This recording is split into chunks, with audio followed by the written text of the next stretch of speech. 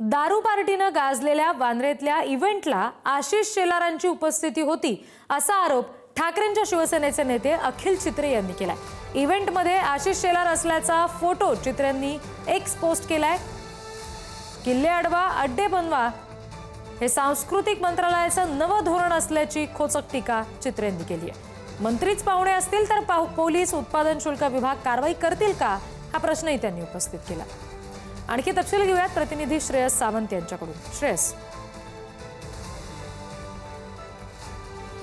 खऱ्या अर्थानं निधी आपण बघतोय तर ज्या पार्टीमुळे अनेक गोष्टी समोर यायला लागल्या, अनेक आरोप व्हायला लागले, त्यातच आता अखिल चित्रे यांनी मंत्री आशिष शेलार यांचा फोटो पोस्ट करत एक्सपोज करत हा आरोप लावलाय की तेही त्या दिवशी त्या इव्हेंटला उपस्थित होते, त्यांनी हजेरी लावली होती। तो जो इव्हेंट होता तो म्युझिकल इव्हेंट होता, त्या म्युझिकल इव्हेंटला आशिष शेलार ही तिकडे होते आणि ती तिकडे का आले असा प्रामुख्याने प्रश्न आता खऱ्या अर्थानं आपण बघतोय तर या सगळ्यांनी विचारलेला आहे। या सगळ्या गोष्टी स्वतः अखिल चित्रे आपल्या सोबत जोडले गेलेले आहेत, त्यांच्याशी आपण बोलूया। अखिल चित्रेजी, आता तुम्ही जो आरोप करताय, जो फोटो तुम्ही पोस्ट केलेला आहे त्या संदर्भात सुरुवातीला तुमचं म्हणणं मांडा। काय मुख्यमंत्री महोदयांनी हे व्हिडिओ समोर आल्यानंतर ज्या प्रकारे तिथे दारू पार्टी झाली, मुख्यमंत्री महोदयांनी सांगितलं की जर परवानगी दिली असेल एक्साइज डिपार्टमेंटने तर त्यांच्यावरती कारवाई केली जाईल।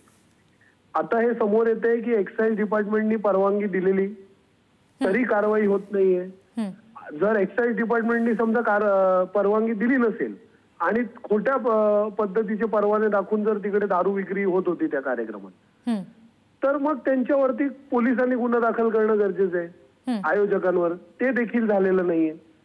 तर आता आम्ही त्याचा शोध घेत होतो की अरे बाबा का कारवाई होत नाहीये। सर्वसाधारण माणूस कुठे जर रस्त्यावर दारू पित असेल तर लगेच पोलीस कारवाई करते।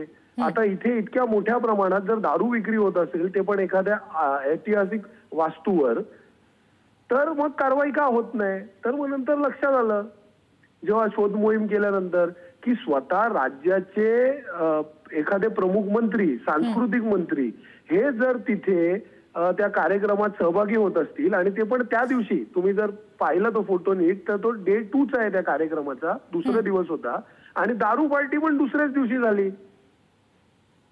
आणि माझ्या मते त्या कार्यक्रमाला परवानगी 10 वाजेपर्यंतच होती आणि तिकडे मंत्री महोदयांना जेव्हा ते कार्यक्रमाला गेले तेव्हा काय परवानगी वाढून दिलेली का रात्री जाण्यासाठी?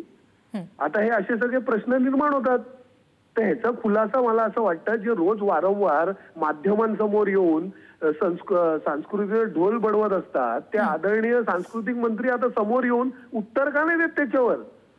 आणि आपल्याला मी आता तर फक्त एक फोटो ट्विट केला आहे, अन्य फोटो आणखी ते सिरीज लावतो फोटोंची, जे ते आयोजक होते त्या प्रत्येक आयोजकांच्या डीपी वरती, फेसबुक वरती सगळीकडे आदरणीय सांस्कृतिक मंत्री बरोबरचे फक्त त्या कार्यक्रमाचे नाही तर त्याच्या आधीचेच खूप फोटो आहेत। हे सिद्ध होतं की ते त्यांचेच कार्यकर्ते आहेत आणि हे त्यांच्या कोणाच्या आशिषाने हा कार्यक्रम झाला तर आशिष शेलारांच्या आशीर्वादाने झाला, हे सिद्ध होतं। म्हणून त्यांनी आधी आहे ना समोर येऊन जनतेला, महाराष्ट्राच्या जनतेला हे सांगावं की ते त्या कार्यक्रमात काय करत होते आणि समजा ते त्या कार्यक्रमात ते चुकीचं घडलं असेल तर त्यांनी समोर येऊन सांगावं की त्या कार्यक्रमात चुकीचं घडलं। मौन धारण करून का बसले? अखिल चित्रेजी, तुम्ही म्हणालात की आता सिरीज लावतो म्हणून, नेमके कसले फोटो व्हिडिओ आहेत हे?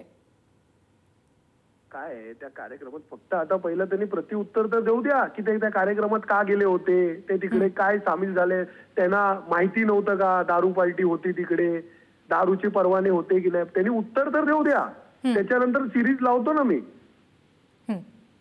वारंवार दुसऱ्यांवर रोज सकाळी उठून आरोप करणारे शेलार आता गप्प काय? त्यांनी याच्यावर बोलावं ना। आणि ते तिथले स्थानिक आमदार आहेत, त्यांनी जाऊन पहिला पोलीस स्टेशन मध्ये मागणी करावी, संबंधित खात्यांकडे मागणी करावी की कारवाई व्हावी म्हणून आणि कारवाई करून घ्यावी। जी, अखिल चित्रेजी धन्यवाद, आपण आपलं सविस्तर म्हणणं पुढारी न्यूजवर मांडलं त्यासाठी। पुन्हा एकदा प्रतिनिधी श्रेयस सावंत यांच्याशी आपण बोलूया। श्रेयस, आता अखिल चित्रेंनी नेमके काय आरोप केले हे आपण बघितलं, पण त्यांचं असं म्हणणं आहे की खुलासा व्हायला हवा। भाजपच्या कुठल्या नेत्यांकडून या संदर्भात किंवा स्वतः आशिष शेलारांकडून कुठला खुलासा होऊ शकलाय का?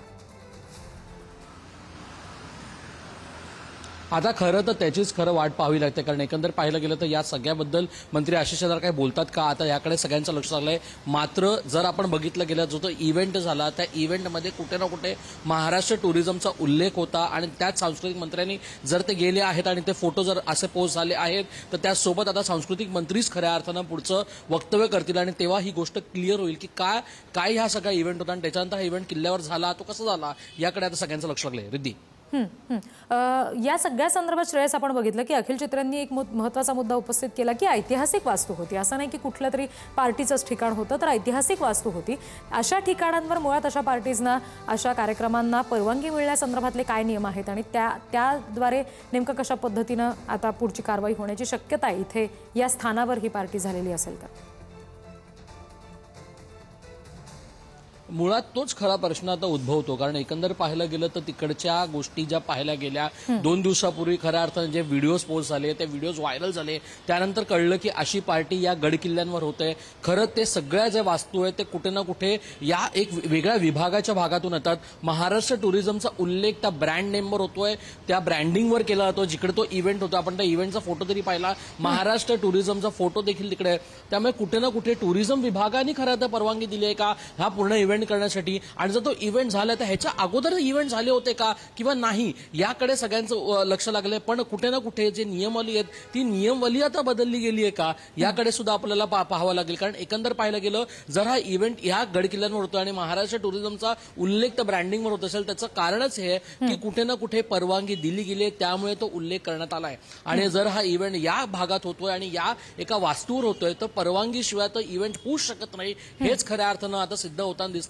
आणि ते जर सिद्ध होताना दिसत असेल तर आता पुढची कारवाई सरकार काय करणार त्याकडे सगळ्यांचं लक्ष लागलंय. श्रेयस, आता जसं आपण म्हणतोय की ऐतिहासिक वास्तू आहे, तिथं परवानगी मुळात अशा कार्यक्रमांसाठी लागत असते. ती परवानगी मिळण्यावरून सुद्धा आता मुद्दे उपस्थित होतातच आहेत. पण दुसरा मुद्दा असा की कुठेतरी याला राजकीय रंग राखताना सुद्धा आता दिसतोय का? अर्थात खऱ्या अर्थानं आपण बघितलं गेलं तर परवानगी कशी मिळाली याबद्दलच हा खऱ्या अर्थानं वाद समोर यायला हवा. राजकीय रंग वगैरे ते गोष्ट ही दुसरीकडची आहे.